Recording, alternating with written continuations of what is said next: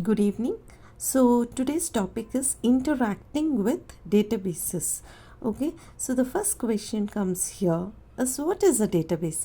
So database, if I say database is collection of similar data, and the software which takes care of this database is a database management software.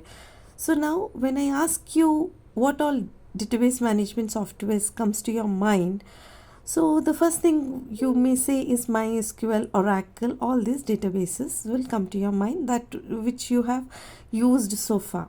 Okay, now we are going to see about a new database management software, that is sqlite. Okay, now compared to MySQL and Oracle, why SQLite should be preferred, or what is the difference? Okay, now if I say MySQL or Oracle, I can say it is a client server based database management software.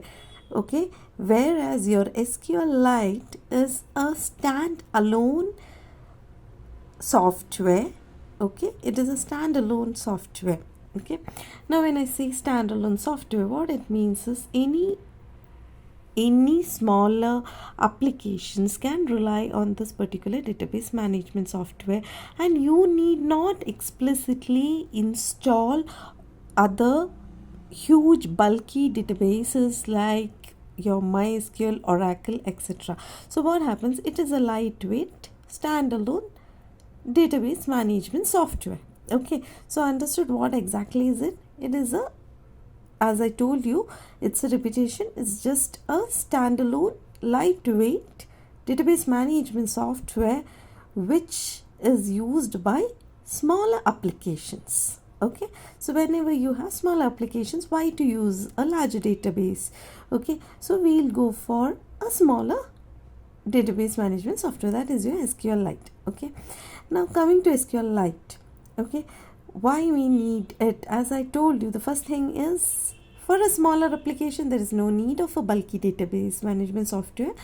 So if I say that, I can give you an example. Like, you have now, what we have everywhere around us is IoT, that is Internet of Things. So even a small device will be having so many applications, and from those applications or so many data collection methodologies. So everywhere, if you have a smartwatch, okay, you can imagine it has some amount of data being collected. So this is not a huge amount of data, but yet it requires a storage. So in that case, you don't have to go and install MySQL or Oracle and you use it. Instead of that, you can use SQLite for such smaller applications, and you can have the same comfort zone as your other database management softwares. Okay, now first of all, the first thing is, as I told you, it need not be installed explicitly. It comes as a part of library. You just have to import it and use it in your program. Okay, now let me explain with the code how it works. Okay, so I told you it is a part of your library and you have to import it. Okay, so import sqlite3, so it includes your particular database management software in the program. Now what we have to do is, we have to create a database. Okay, now for creating database, what we have, you can see the syntax. You have con is equal to sqlite3.connect mc8.db. So that is my database which I have created. Okay, so what it does is, it basically, if the database doesn't exist, it is going to create the database. If the database exists, then it is going to connect the database. Okay, so I hope the first line is clear. So you just create a database. Okay, now coming to the next line, what you have to do is, after creating database, obviously the database needs to store the data, and on that data we need to perform certain operation. So what we are going to basically do is, we are going to perform certain operations on the database with the help of queries, certain queries. So the queries has to be executed. For that, we are going to create a cursor. Okay, so now what you are going to do is, you are going to create a cursor, and you have this particular code for that, that is C is equal to con dot cursor. So it is, this cursor is going to execute your queries in MySQL, in SQLite. Okay, now your C is the cursor which you have created. Now what you will do is C dot execute. Execute is the method which is going to execute your query. So obviously the first thing what you do in your database is you are going to create a table. So you are going to create a table, okay, with the same query. How you have the SQL query, the same query you will be using, that is create table, and my table name is student, and it has the fields first, that indicates the first name, and the data type is text. Okay, now in SQLite, when we talk about the data types, there are 5 data types. Okay, there are basically 5 data types, that is, you have null, you have blob, you have integer, you have real, and you have text. Okay, so now here for first name I'll be using text, and for the last name I'll be using text as the data type, and marks, obviously it is, you can use either real or integer. Here I've used integer. Okay, now this, if you are going, so now you can see one thing is it is enclosed with the multiple quotes, 3 quotes. Okay, what is it? It is a docstring. Docstring means you will use it whenever you have multiple lines of strings, okay, without any breaks. If you're using multiple lines in a string, you can go for a docstring. Okay, now coming to this point, we have executed, we have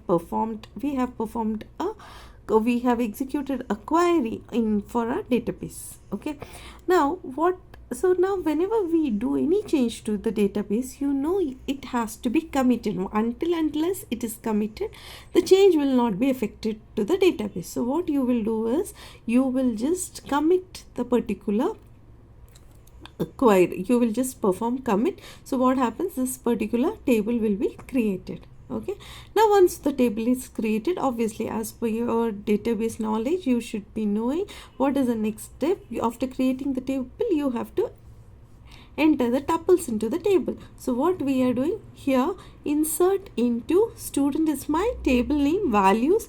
I have given a student's first name, a student's second name, and his marks. This is the first tuple which is getting inserted. So what we have done, C dot execute, where C is a cursor, execute is a method, and this complete thing, this complete query is enclosed within the bracket. Now what happens is when you execute it, okay, what you will get a sign, okay, you will get an indication that this particular value has been inserted. Next, similar way I have inserted the next value, a second student's name, first name, last name, and marks. Okay, now coming to the after third step, we have created the table, we have inserted the table, inserted values into the table. Now we have to check for the inserted values. So how will you select the values or see the values from a table? So you have select star option. So select star from, this is, you have select from where, this is how you retrieve the entries from a database. Okay, so here you have select star from student where marks is equal to 98. So it has to retrieve this particular tuple. Okay, now I want to see the result. So there is a method that is nothing but fetch all. Fetch all will give you the result of, now there is only one person with the marks 98. So fetch all is same as fetch one.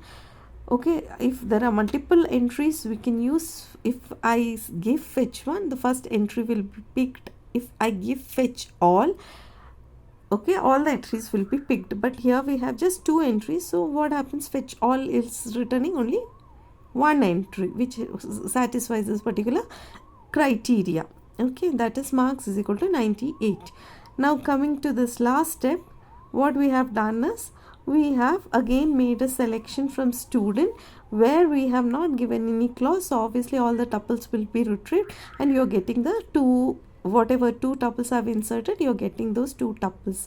Finally, it is always a good practice to close the connection with the database. So what we'll do, con was used for connecting to the database.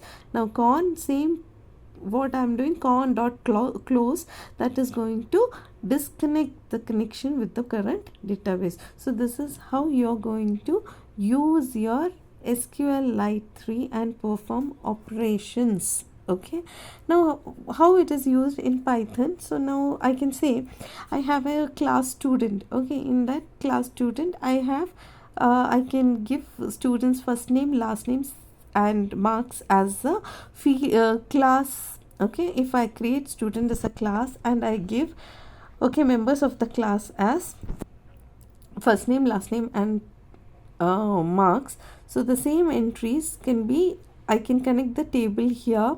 I can connect the class here. If if both exists in the same directory, I can import the class here.